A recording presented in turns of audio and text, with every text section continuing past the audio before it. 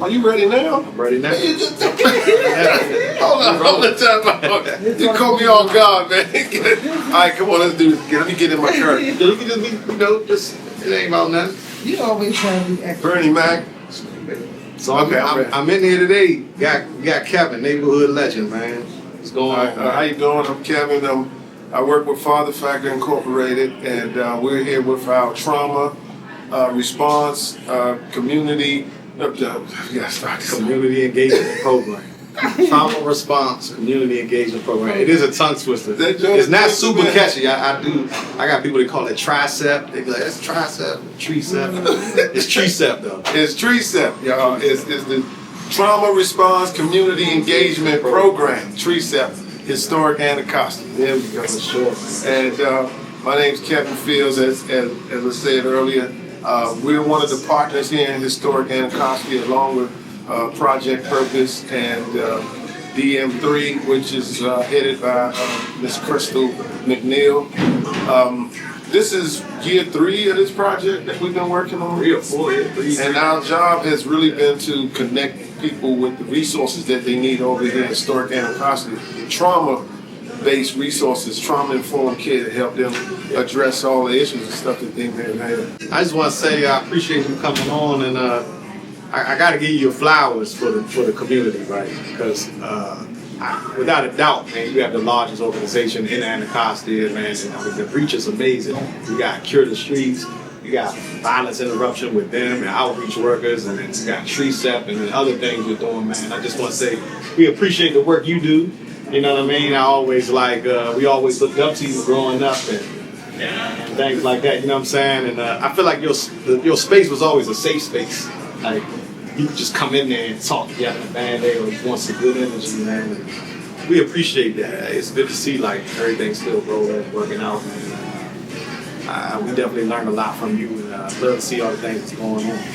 So today we're in for TRECEP, man. So a lot has shifted, changed over the years, and I think one thing I'm proud about TRECEP is like I feel like we were on the trauma, addressing trauma before it was, I want to say, like a thing.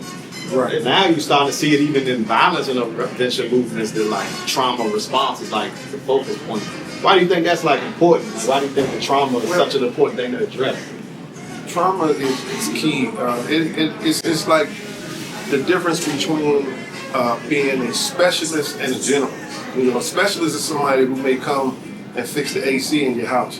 But a generalist is somebody who not only can fix that AC, but he might look at the leak in the refrigerator, or he can fix your radiator, or make sure that your AC unit is flowing, or maybe do some plumbing work for you. That's how I look at trauma. Trauma is more generalist, meaning that we could cover the whole house, as opposed to the violence aspect or just the substance abuse aspect or bullying or whatever issues that's trauma related that the person going through. So this is a great time and space for us to be doing this type of work, because it allows us to see the root causes behind these beefs that a lot of the young brothers and sisters have in the community, because a lot of times we just looking at two forces going against each other. We don't look at the trauma that's causing them to respond this way, you know, aggressively and stuff like that. And so we look at those types of things. That's what makes this trauma work better, because we could work with young people, we work with the older folks. The whole community is being served through this trauma effort that we, all a part of. Yeah, I agree, man. You know, one thing it was eye-opening to me when we started TRECEP was like seeing all the people that kind of get forgotten when you're doing service in the community. Like, one thing I noticed, and unfortunately we know all too well, when somebody dies in the neighborhood, it brings the whole neighborhood to a screeching halt. Like, you could be making progress, like everybody's happy, smoke from the grill is up, music's playing, there's 100 people outside. I really feel like that's what made the neighborhood unique and fun. And then somebody died, somebody gets killed, especially in brutal violence that takes place here. So you see the whole neighborhood fall. Right. Grandparents, mothers, fathers, kids, everybody. And I think when I was starting this TRECEP program, I really started to see that, like, man, it ain't just like the street dudes or the dudes in the streets. Like, What about this woman that's in the apartment and don't even come outside? Like, what is she going through? What's grandma going through? Like, we're saying people of all ages kind of like come out the cracks saying, I need help. It's eye-opening, man. It's eye-opening. It's very eye-opening because a lot of folks in the community, people don't really know that the levels of trauma that they're dealing with, that they're experiencing in the community. Some people don't even identify with the issues that they may be trauma-related. And that's just newcomers moving into the neighborhoods because, like you said, the gunshots, constant sirens and stuff like that in the neighborhood. This triggers a neighborhood that's under trauma, you know what I'm saying? And when you have high levels of trauma in the community, you see escalated violence, you see an increase in overdoses and stuff like that, because these are just the violence, the substance use, and all the prostitution, all those illicit behaviors are trauma responses. A lot of times we are treating the symptoms of the disease, but we're really not getting to the root causes of it. And we can chase symptoms all day. If I can just get this person off drugs, they'll be okay. But then what about the violence? If I can get them to stop doing it, if I get them to stop stealing, if I get them to stop doing all this other stuff, those trauma responses, drinking, things like that, then but then what happens if we don't deal with the root cause of that trauma that's causing them that problem? Low self-esteem, lack of confidence, all those things that's been embedded in them through their experiences, those childhood experiences we call ACEs. And those things will definitely trigger those responses. And a lot of times people don't even know that this is how they responded to the trauma. Like, I was watching a movie the other day, and the little girl, her father had died prematurely. Let me just say, died early. She was like 4 or 5 years old, and she had an issue with her mother leaving. Like, she always wanted to make sure she know where her mother at all times. She won't go out, she won't spend the night with nobody.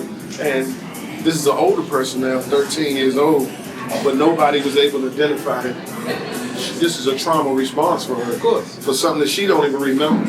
She don't remember those feelings of when she lost her father.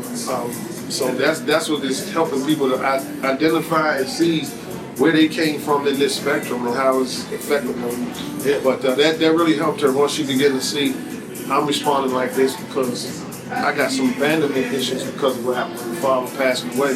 So it's not always just the violence, but it could just be the depth of a level. The depth of a level, and absolutely. And then you got to look at how that can transfer onto somebody else. Like, if a parent is grieving something they experienced as a child, like you said, adverse childhood experiences, and they might be dealing with it in an unhealthy way, but guess who's observing that?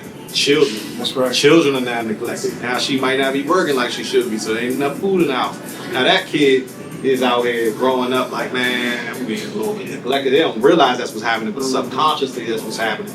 So yeah, it's a lot to untangle, but I'm glad that we're kind of untangling it. And now a lot of eyes are on this, and the government's investing money in it, and all across the country is starting to see it be like something that needs to be talked about. And I think it's a great thing, and I'm glad we have it here in Anacostia. It's much needed. This is much needed, but what it's showing is if you could package this with other services that's going on in the neighborhood, especially things that deal with violence prevention, life skills, youth development, things like that, with trauma and healing, we get more success and results in the community. And that's why I like too, I do love, I took to credit Victim Services for that. They definitely let us create our work plans and say, I think that's a good idea, or let's tweak this and tweak that, and let's work together. It was definitely a partnership like here with the city that addressed us. And I appreciate that they trusted us to make those decisions from the beginning. I think that's a huge advantage, because what other way would you do it? Like, because we know the people. And honestly, what works here might not even work like up Detroit or up 640. Like, different neighborhoods have different dynamics and cultures and different things going on. So, but you're right. I think hopefully in the near future, like, they'll even look at the Anacostia location as potentially one that they say, we like the model. Like, I like that we created flow charts. You like that, yeah. And like this is working. I'm definitely seeing some great things this fiscal year from everybody, man. So one of the things I'd like to see though is more of a school-based intervention where we're in the schools on a regular basis and not just, hey, it was a pop-up, but we're there on a regular basis, build into the curriculum. Some form of way, like life skill, where we can come in and then educate on the balance, educate on trauma, healing, and I help them identify some healing activities and identify, because a lot of people engage in healing activities, but they don't know that they are healing activities. So that's where we can come in and help. I just think that something on a regular basis, like once a week, if the curriculum of the school could be implemented, that will definitely help, because a lot of young people don't know conflict mediation skills, and they just lack the ability to negotiate their environments.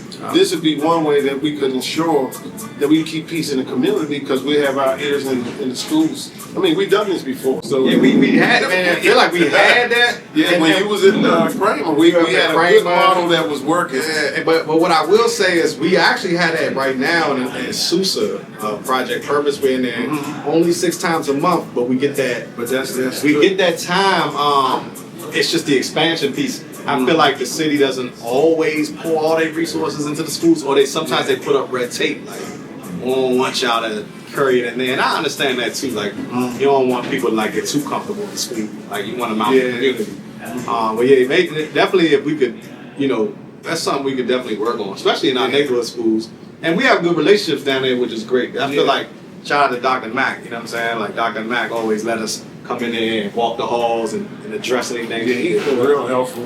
Yeah. It's just a phone call, and he's like, look, how can we fit it in? How can we get, So Maybe that's we could do that. Maybe we could even together, our organizations, maybe like call to action. I'm a big fan of that. Like when we leave here, maybe I'll connect with them and say, we come up here once or even every other week, set time and just do a group with a specific group that you feel like, and the mental health people in the school feel like, because they know what's going on too. If they're doing their work, they know like this kid had this happen.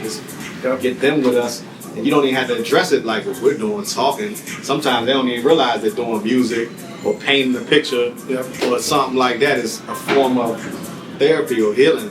And I think that's a good idea. And it's needed. We went into the school on the 2nd March, and we did like a trauma questionnaire. We had it was 15 students. We had 15 questions. Yeah. And I noticed that each question that we asked was centered around trauma. Yeah.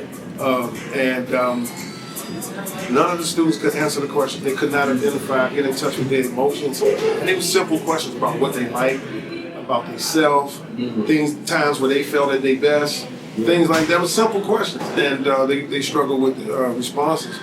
And so that let me know that we should be there doing some more work around the trauma aspect of it, as well as, even ourselves getting training to deal with vicarious trauma. Because, the trauma we go through, we don't want to bring that to the work that we're doing, and the trauma that we experience while we're at work. We don't, that don't affect us to the point where we don't know how to respond. Because we dealing with trauma and nobody's helping us, but we required to help other people. Exactly. That's a struggle too, that vicarious trauma. I mean, we see a lot of people in this field with the way they respond and the way they, act when certain traumatic situations kick up. That, a lot of the helpers need help too. Yeah. So what's something like, that brings up a question, what's something you do for yourself? Because obviously you take on a lot. You see it all, been through it all. I'm sure you like myself, you might have days where you're thinking about old stuff that happened, and then even from your own childhood up until now, like what do you do though when you having a bad First day? thing I do now, some new stuff I incorporate. I walk in the community. I walk my dog twice a day. I put my headphones on. I listen to music that I normally don't listen to. So whatever I put on is going to be something that I've never heard, a certain genre of music. It could be all instrumentals. It could be some stuff from another country. Yeah. But I do that to get my mind away from stuff. So that's been helpful for me. Something else I just started doing too, some old goofy stuff. What was it? What is I'm doing? Gosh, what was it? How you think of it? I like how you think about the working. The working out. Well, the walking has really been helpful for me because, I get to walk, look at trees, stuff like that in the community, and that's really been my go-to. The music has been my go-to. Because I noticed that's really been helping me. And I've been reading more. I know what it was. At night, I don't leave my phone next to me. I leave it in another part of the house. I started doing that so I could work on sleeping better, because I found myself getting up 3, 4 in the morning, and on the phone, Right. looking at nothing. So I stopped doing that. It's been a couple of weeks. That's been working. And then I changed to eating once a day because I believe eating is also a trauma response. Without a doubt. You know what I'm saying? Or not eating healthy or the response to stress eating, these types of things. So I was, these are things I do for healing in myself. I tried to pick up the video game again, but I just can't do it. I can't. I just don't have time to keep getting beat up, man. I was never good at gaming at all. Like my son be on there getting it in. I was never good at it. I can't do it. It's too fast. And I got boxing because that's what I love boxing. But then when my grandson, who never played the game, come and beat you, it's like, man, I ain't no right back in the slump, man. Yeah, I'm gone. The walk is out the door. He got to go an extra mile next time. Well, man, I want to shake your hand. Appreciate the time, Thank you, man. sir. For sure, man. Nice setup there. It's a nice setup. Shout out to Capital One Cafe right here in the neighborhood of Anacostia. They always support nonprofits in the neighborhood. They've been supporting us, as you can see. I should have got my coffee here today. Yeah, matter of fact, I might get a coffee just to show some love on the way out. But that's all we got for y'all. Shout out to everybody in the program. We'll see y'all in a minute, man. Peace.